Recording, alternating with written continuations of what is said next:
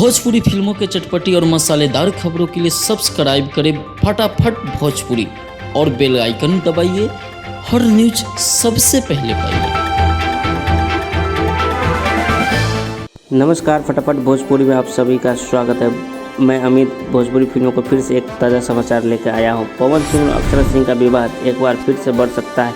हाल में ही रेणु विजय फिल्म्स प्रस्तुत की नई एल्बम मुझे घंटा फर्क नहीं पड़ता नाम का गाना रिलीज किया गया है, जिसे भोजपुरी सुपरस्टार पवन सिंह ने अक्षरा सिंह पर सीधे निशाना साधते हुए गाया है। वहीं दूसरी तरफ अभिनेत्री अक्षरा सिंह ने पवन सिंह पर निशाना साधते हुए फिर एक गाना गाई है, जो उनके ऑफिशियल यूट्यूब चैनल से रिलीज किया जा रहा है। गाना का बोल है तू सुधरवा न। दोनों अभिनेताओं ने एक दूसरे पर अपने गायकी के माध्यम से विवादों को घेरे में पड़ सकते हैं। फटाफट भोजपुरी से अमित शर्मा की रिपोर्ट।